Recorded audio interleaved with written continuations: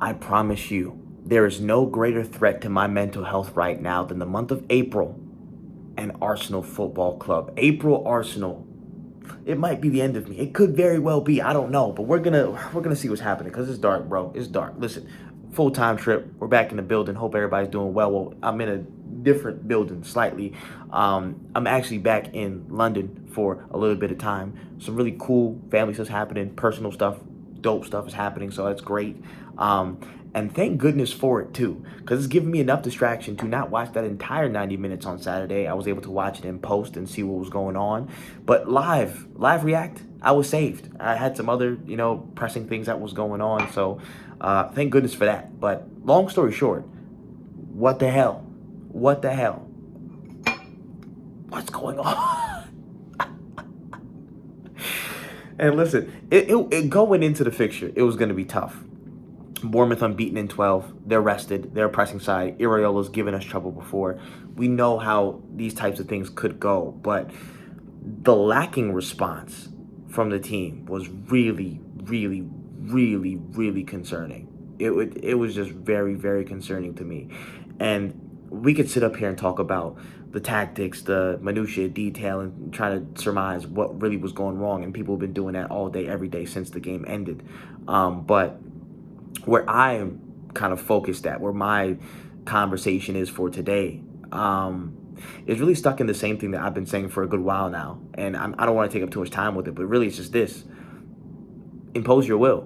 Where do you impose your will? What piece of the puzzle are you at right now?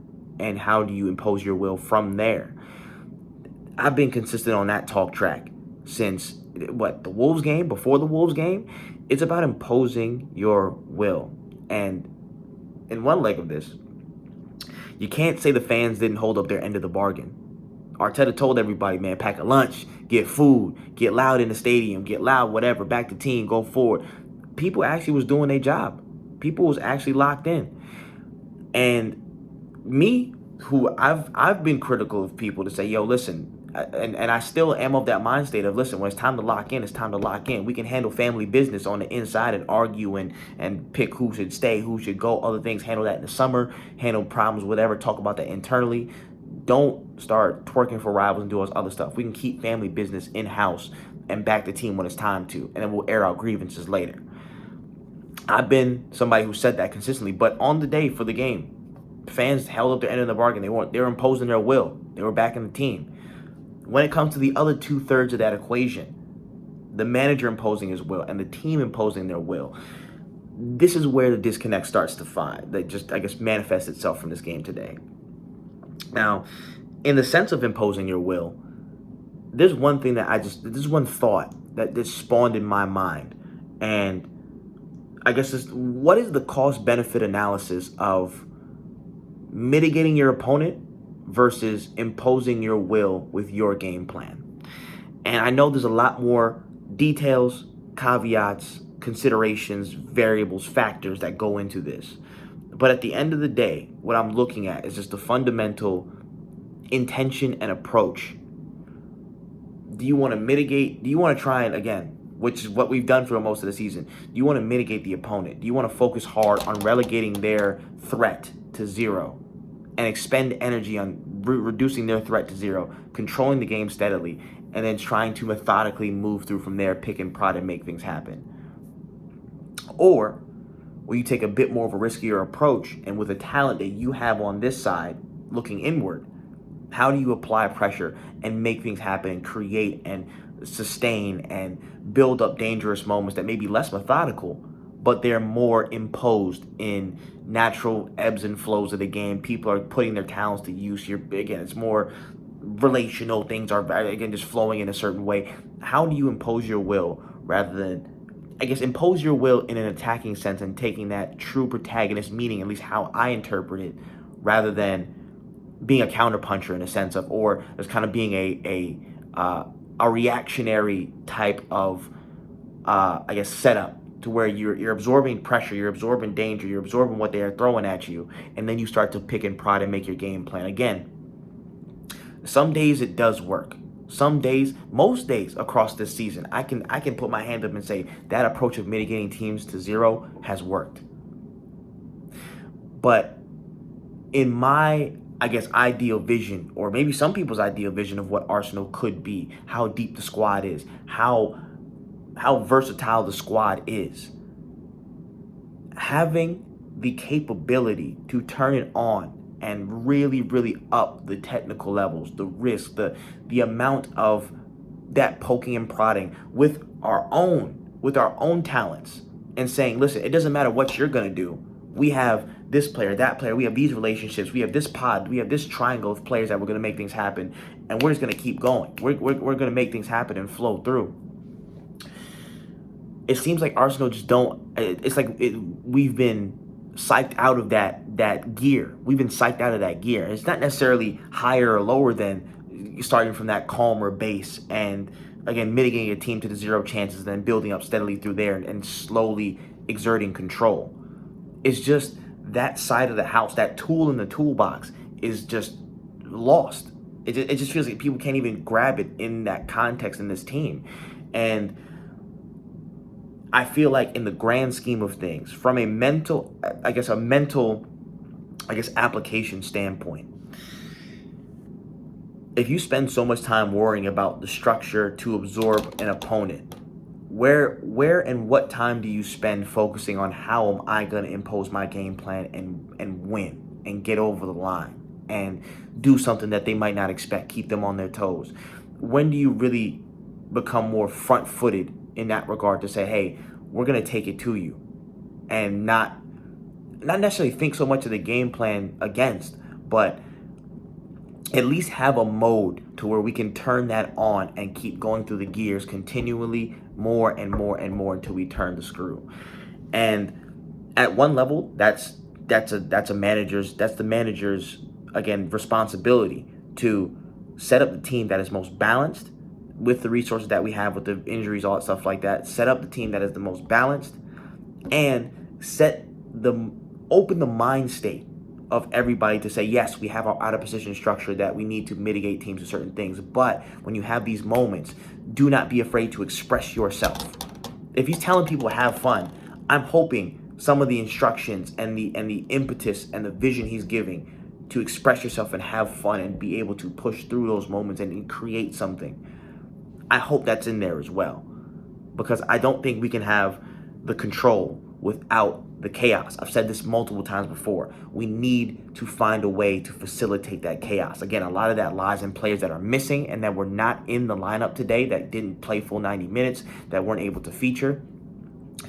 And we've got to find a way to get back to that. They have to be healthy and back for the rest of this run-in for sure. But I think even at an individual level, when there are moments to execute even the most basic of passes, they don't have to be flary, they don't have to be the most Ozil-esque things ever.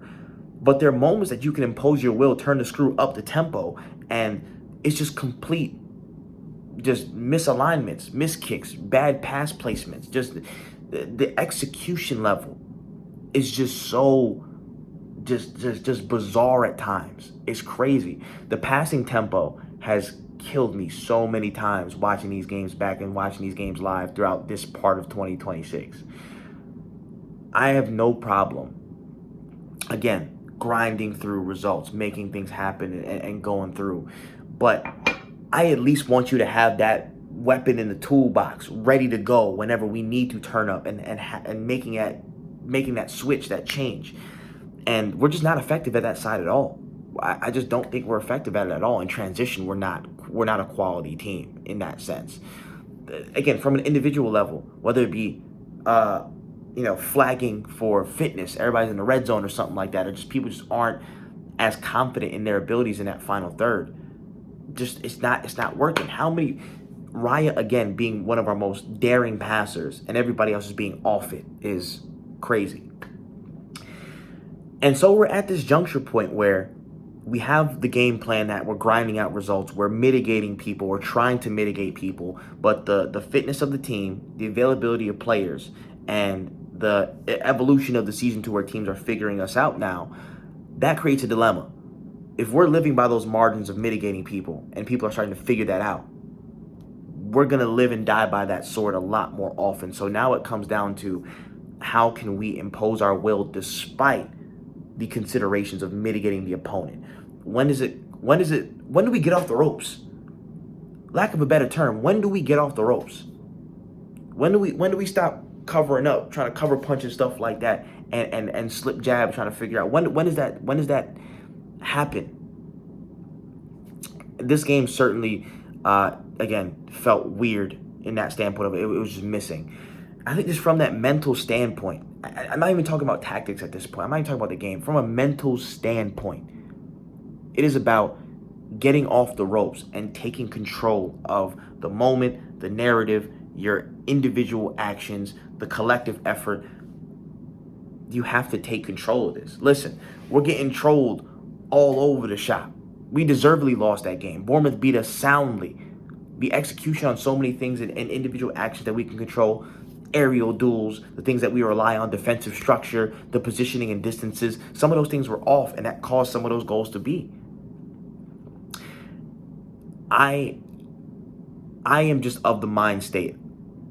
If we're at this point where what's gotten us this far is starting to really fail us, maybe we have to make simple,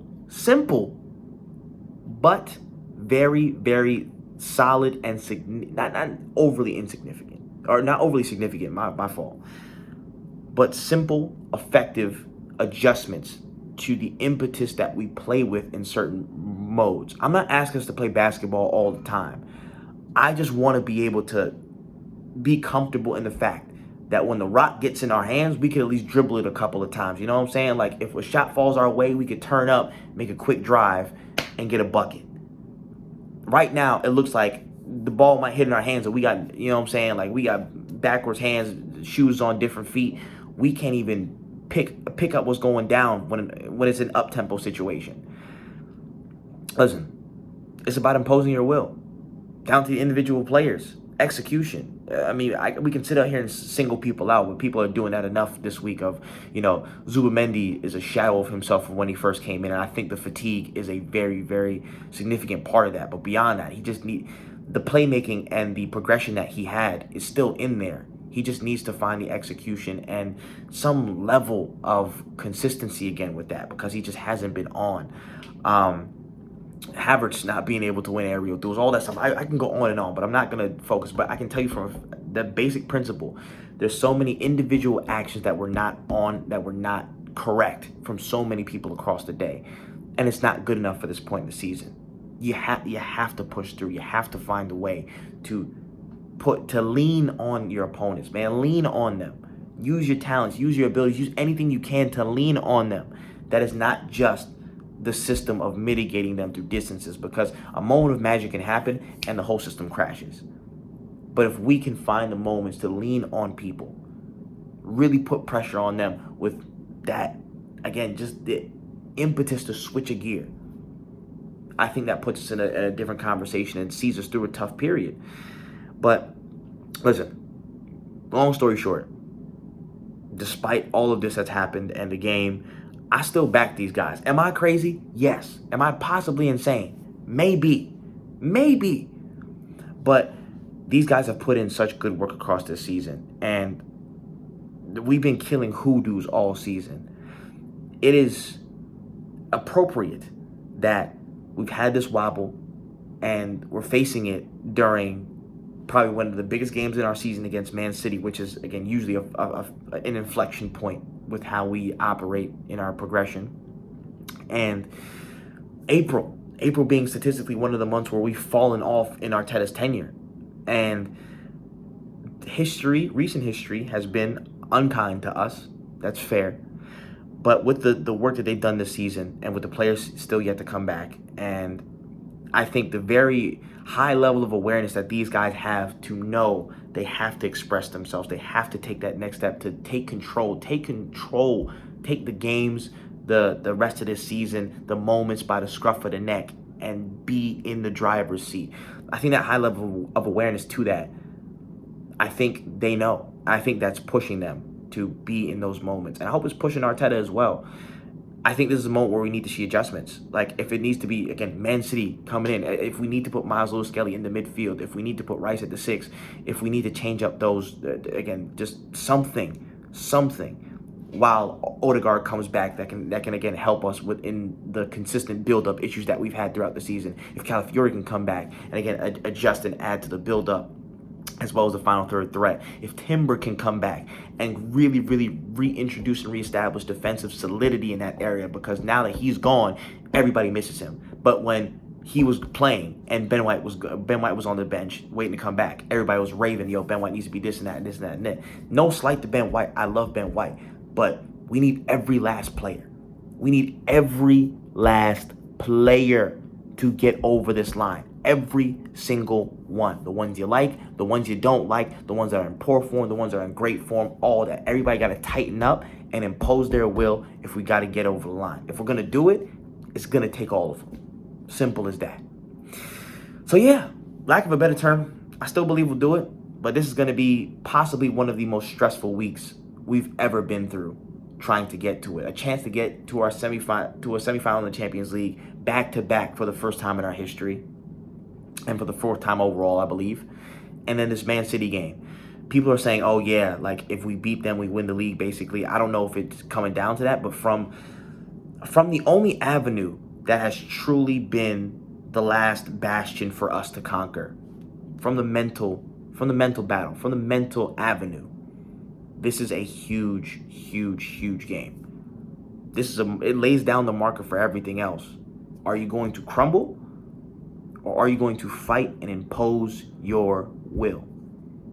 Not fight on the margins, not rely on those little moments here and there. Are you going to impose your will as players, and as a manager, as a collective team? Are you going to impose your will or not? Because I back it. I believe in these boys. As much as recent history and rival fans and whatever try to banter me out of that to say, trying to agree with y'all and then come look like I'm begging rival fans. We ain't doing that over on this side. I back my team. We back these guys. But today, or not today, but the game against Bournemouth put that little bit of pause to say, do y'all know what needs to be done? I think they do. But it's really going to take the will to impose themselves to meet those moments and effectively get over the line. That's where we at. But yeah, that's my yap. Let me know what you thought about the game in the comment section below. The goals, all that stuff like that. My 4 things I liked about video is going to be very short. I'm going to tell you that. And I can possibly do it right after this. I'm going to figure it out. But let me know in the comment section below. We move on to Wednesday. Sporting, big game. Big game. I'm trying to figure out my way to get in the building. We're going to find something out. If not, I'm going to get to a pub or something. But huge game. A lot to cover, a lot to see, and then Man City on Sunday. Huge, huge, huge game. Pray for your mental health, Arsenal fans. But game by game, lock in, bro. Still believe. We got to do this, bro. Only way out of it. Shit is through it, Ain't nothing ever been easy being an Arsenal fan. I tell you that for a fact. Ain't nothing been easy, at least in this relative set of context, being an Arsenal fan. But nothing in this life that is worth it has been easy. So, we'll see, man. But until then, my name is Full-Time Trip. That's all the time I got. Till next time, we'll see y'all in the next one, man. COYG. Peace.